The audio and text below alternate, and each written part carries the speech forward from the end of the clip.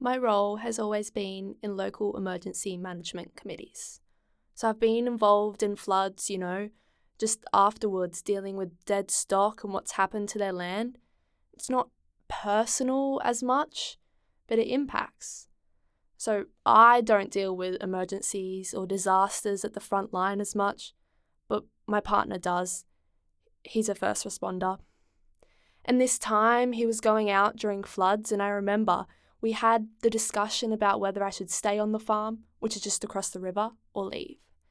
And he thought I should stay, but then I think he saw how nervous I was about that, and we decided I should go.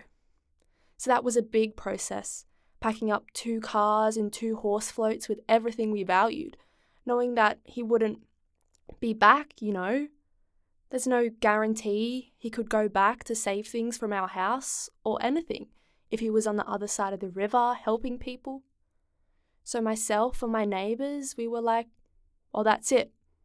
We're getting our horses and we're getting out. I only have horses, they are the only stock I have. It took me 2 trips to get my horses in. I went to the showgrounds and it hadn't been declared an evacuation centre or an animal safe place yet, because those things have to wait for a disaster to be announced. The churning of the local council and the government and all the other response agencies and the police. All the people who need to agree to officially declare such things, even if they're already happening. But people took it upon themselves to get their animals to a safe place. In fact, the lady from the ag shop across the road came over, started helping people and organising stables for the horses and stuff. It was the way people step up. It's amazing. Then I could see on social media that other people needed help getting their stuff off their properties. They're in that flood zone, not knowing what the next 24 hours could bring. So I picked up a few other horses and took them in.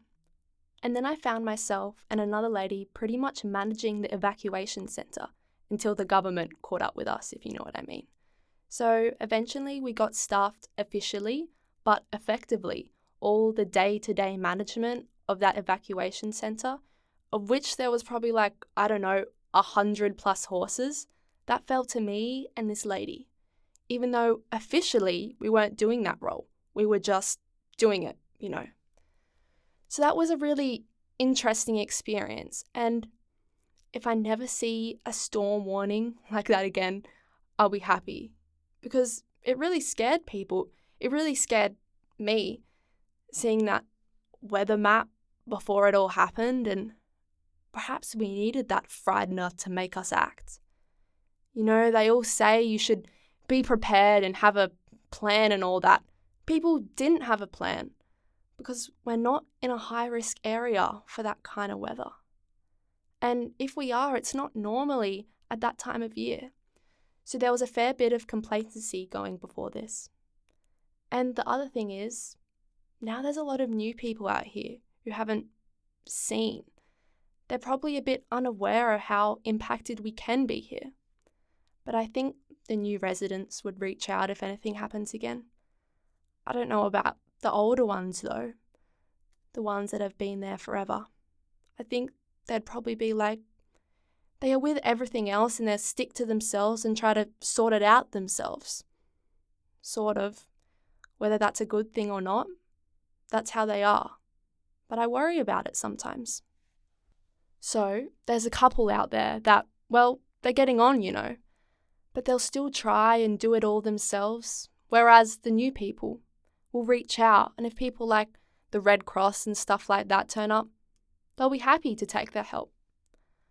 But I guess everyone lives in hope, and I believe that if a disaster struck again, the community will pull together. But you need people to drive that, and I think you naturally have people that stand out in your community and some people who might not even thought twice about it before. We need to find these people before something happens, though. So if we look at volunteering, we need to see who's that made up of, and are there enough young people coming through?